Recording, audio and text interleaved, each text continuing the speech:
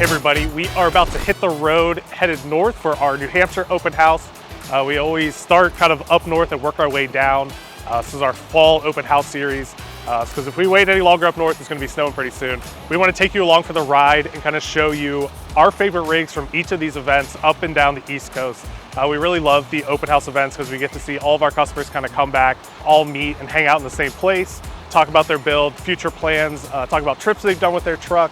But it's just a really awesome time to hang out with all of our customers, hear about their travel stories, hear about their future plans for the rig. So we're gonna hit the road here, head up to New Hampshire, but come along with us and enjoy the ride.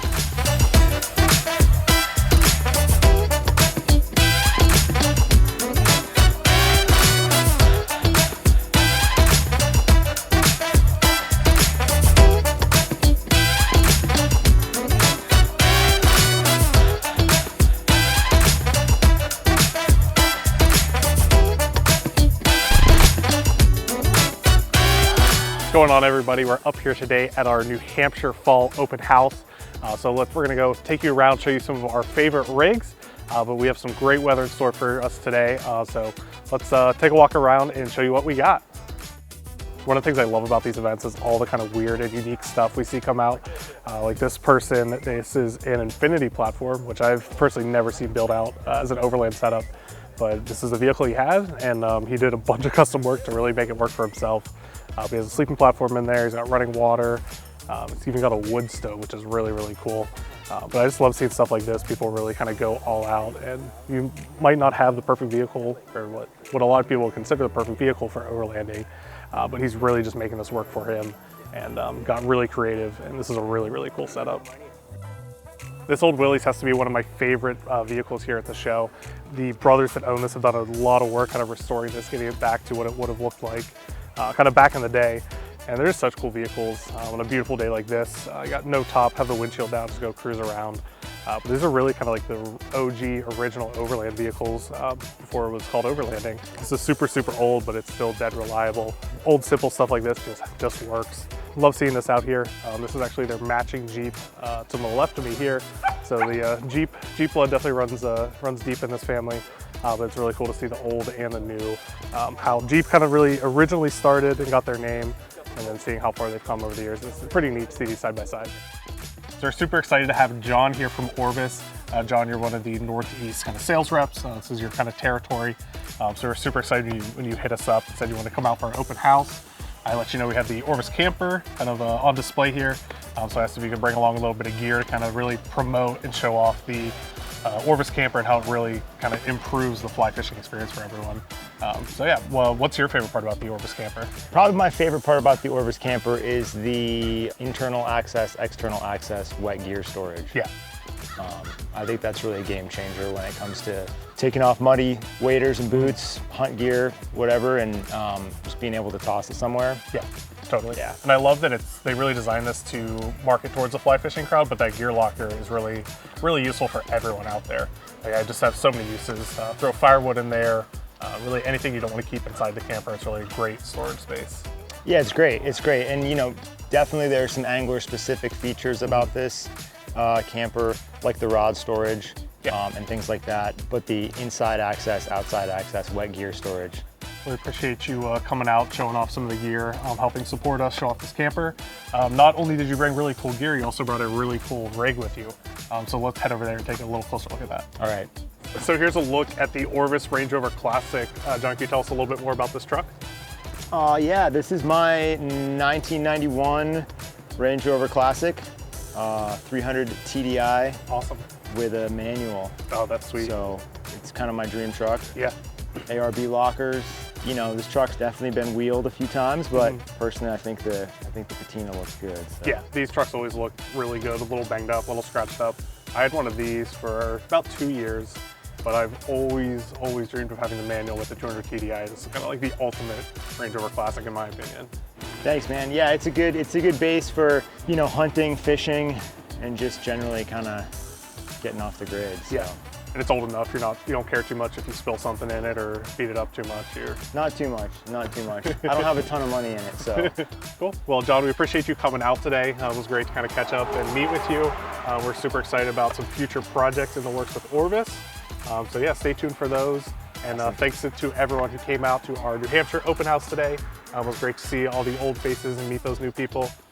So yeah, thanks again, and we look forward to seeing you at the next open house.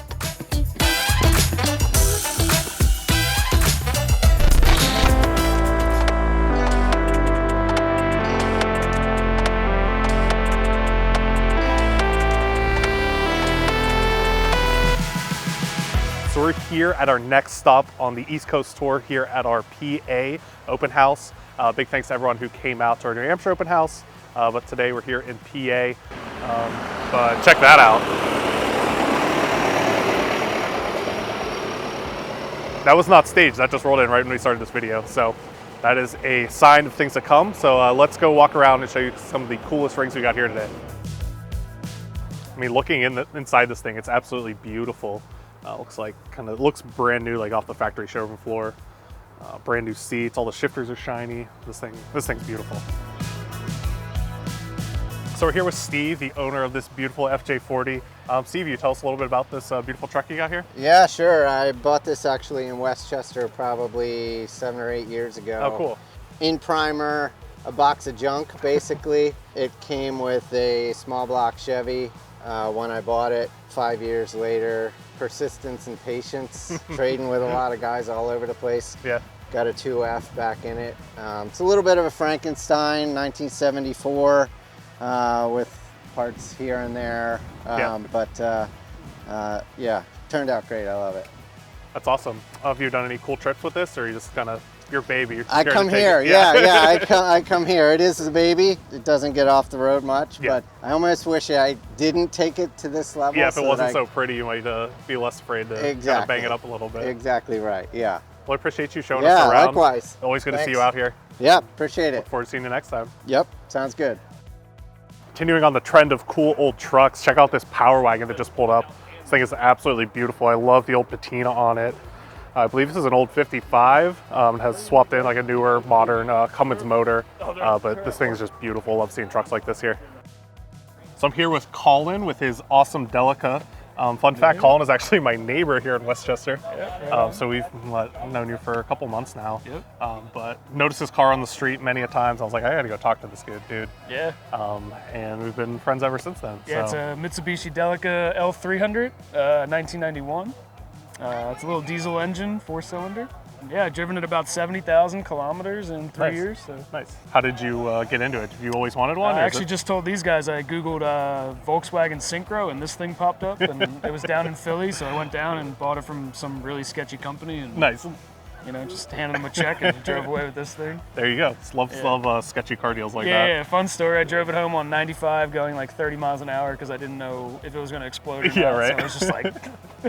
And you said you were just up at an event, what, 2 weekends ago? Yeah, we went up to Woodstock, New York area, and we did some overlanding there with a couple of the guys in the mini Pajeros back there, and it was a fun time. That's cool. Yeah. Was it all kind of like right-hand drive? It was mostly right-hand JDM? Drive, yep, JDM. Yep, That's cool. Yep. That's a fun crowd to be around. Yeah, it's good. We had 3 L300s there, L400, which is a different version of this. Yeah.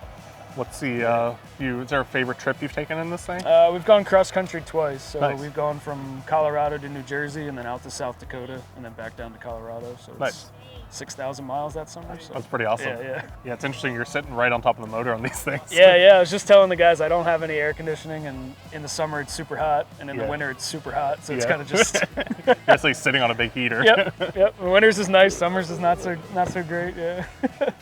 Well, cool. Appreciate you showing us around. Yeah, absolutely. Always good to see you, Colin. Yeah. Got this awesome Tacoma here with a fleet flatbed with the Norwell tray. 2017 we did this, so it's been running around a long time with the flatbed on camper on there. But this is a setup you don't see very often, but it's really nice having the flatbed camper on the mid-size Tacoma. You can get a lot of backcountry places that you just can't fit a full-size rig. So as far as East Coast adventure goes, this is about the perfect setup here. And love the silver on the gray truck. It's a great looking setup. So I'm here with Didi with his mini Pajero here. Actually got a lineup of all these really cool JDM trucks. Where are you guys from? I'm from New York. Nice. And I brought my friend from Jersey, from Massachusetts, also from Boston.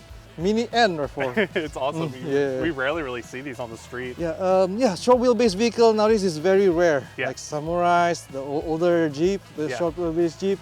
Those are actually more fun because it's also easier to find parking in Manhattan. Yeah, right. If you live in the city, this makes Yes. a lot of sense. Uh-huh. How long have you had this? This is my combat car. Okay, gotcha. Yeah, everybody bought used BMW, I got JDM.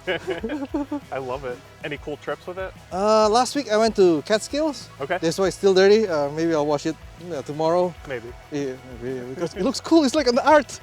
Yeah, You right. can see that from the side. I'm like, wow.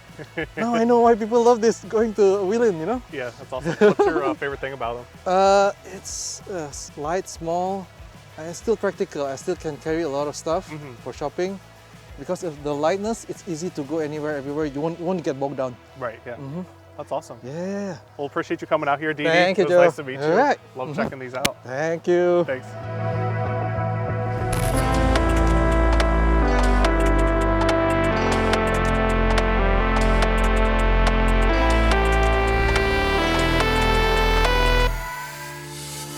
What's going on, everybody? We are out here at our Charlotte open house today. This is the final stop on our fall open house tour. We're having a great event here. We're super pumped to have Method wheels as well as Power Brake at the event with us today. But we're just going to do a little walk around, show off some of the cool rigs here. So let's hit the street and see what we can find. So I first wanted to show off one of our good customer, Jay. He's been on a bunch of trips with us, but we've done a ton of work to his LX here. This is a really, really awesome build. You got the CBI bumper up front. He's also running some EvoCourse wheels with the Power Brakes. This is really like the ultra premium 200 series. This truck can really tackle any terrain, and it's also just a wonderful daily driver. But yeah, this is really such a beautiful build, really unique. You see a lot of build out 200 series, but you don't see a lot of build out LXs. With the hydraulic suspension and everything on here. They're a little bit trickier to build out, but our guys did some tricks to get a little more lift out of this. But yeah, he's not afraid to use this thing, and this thing is absolutely killer. I wanted to show off this beautiful ZR2 Bison here behind me. You might recognize, if you're down at Overland Expo East, you might recognize this truck. We have this in our booth with 4 campers. But yeah, this is the new kind of ZR2 Bison. I think these are the best looking truck out there on the market. And this thing's outfitted with a Hawk 4-wheel camper.